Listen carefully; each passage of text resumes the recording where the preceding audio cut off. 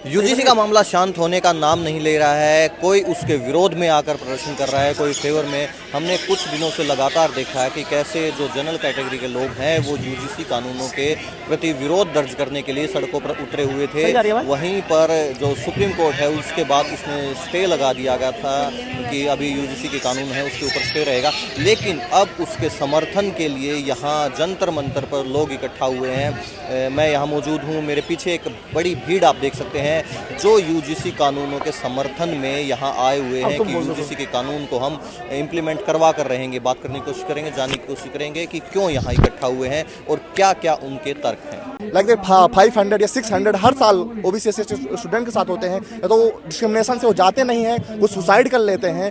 इनका जो बहुत कम आगे मतलब जा पाता है पुलिस तक, वहाँ रोक दिया जाता है बीसी के द्वारा, अलग अलग फैकल्टीज के द्वारा। तो हम ऐसा एक्ट चाहते हैं कि हमारे साथ जो डिस्क्रिमिनेशन हो रहा है, एनएफएस करके जो हमारी रिजर्व सीटें हैं उन्हें अनरिजर्व करके भरी जाती हैं, उसका एक लीगल प्रोसेस हो, उसमें पारदर्शिता आए। हम इसलिए चाहते हैं कि यूजीसी रेगुलेशंस में जो थोड़ा सा भी प्रावधान किया गया, equal opportunity centre, equal opportunity helpline होगा, एक कमेटी होगी, इसका और स्ट्रिक्टनेस हम वो प्रोविजन चाहते हैं ताकि जो इनका सुपरिटी कॉम्प्लेक्स है लगातार सवर्णों का आज तक बना हुआ है कि अभी दबाव डाल करके सड़कों में उतरे, उनके नेता उतरे, बड़े बड़े लोग बोल रहे हैं कि मैं अभागा सवर्ण, इतना 90% रिसोर्सेस अपने हाथ में होल्ड करने के बाद अभी आया था नीति आयोग का हर साल डेटा आता है कि 90% अप्रोक्स जो रिसोर्सेस हैं सिर्फ उनके पास सवर्णों के पास है। उसके बाद ईडब्ल्यूएस रिजर्वेशन भी दे देना। जो अभी आया यूजीसी के गाइडलाइन, इसमें कहीं भी ऐसा नहीं है कि कैसे कोई सवर्ण फीमेल है, कोई बॉयज है, ओबीसी गलत करता है तो ओबीसी का तो अपना नहीं आगे एक्शन करेगा, आगे नहीं जाएगा। ये है कि 6 उसमें कैटेगरीज हैं, दिव्यांग भी उसमें शामिल हैं, नस्ल के आधार पर, जात के आधार पर, बर्थ प्लेस के आधार पर, रिलीजन के आधार पर, कास्ट के आधार पर, 6 कैटेगरीज हैं। इसमें अगर इनके साथ होता है तो ये कमेटी उनके लिए स्पेसिफिक थोड़ा सा ध्यान देगी, हेल्पलाइन होगा, बात उनका सुना जाएगा, वो परेशान होकर के छोड़ के ना चले जाएं, ड्रॉप आउट ना कर ले। और अभी इतना ज़्यादा माहौल बना के ये लोगों ने रख दिया है, इतना होने के बाद भी कि अभी सेंट्रल यूनिवर्सिटीज़ का अप्रोक्स 38, अभी भी 45 सेंट्रल यूनिवर्सिटीज़ है, 38 जो जनरल का बीसी है वहाँ पर अप्रोक्स 75% जो फैकल्टी है वो सिर्फ जनरल की है।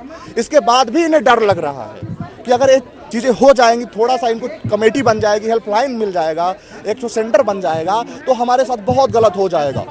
ये पूर्व मान्यता है इनकी, ऐसा कहीं भी, मैं पूरा गजट पढ़ा जो गजट आया है यूजीसी रेगुलेशंस और अधिनियम बन करके, वहाँ पर कहीं भी नहीं है कि अगर उनके साथ गलत होता है तो एक्शन हमारे साथ नहीं ले सकते हैं। हमारे लिए थोड़ा सा एक सिक्योरिटी है, अब बहुत कंप्रोमाइज सिक्योरिटी है जो पार्लियामेंट ने छोटा सा दी है। हमारा प्रयास रहा, मतलब हमारे लोगों का, रोहित जी के साथ हुआ, पायल तडवी जी के साथ हुआ, फिर भी ऐसा ये सोच रहे हैं, तो हम और मजबूत चाहते हैं और मजबूती से हम आएंगे।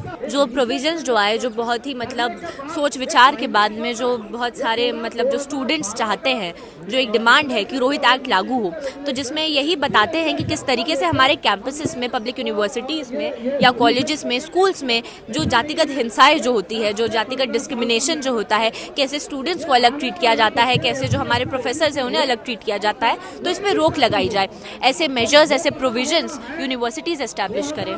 यूजीसी रेगुलेशंस ने एक नई और बड़ी बहस को जन्म दे दिया है। अब देखना ये होगा कि कुछ लोग इसके समर्थन में उतरे हुए हैं, कुछ विरोध में उतरे हुए हैं। 19 मार्च को सुप्रीम कोर्ट का जो है अगली सुनवाई है। अब देखना ये होगा कि उस सुनवाई में क्या रहता है, क्या यूजीसी रेगुलेशंस को वापस लिया जाता है या वो ऐसे की ऐसे बनी रहती हैं।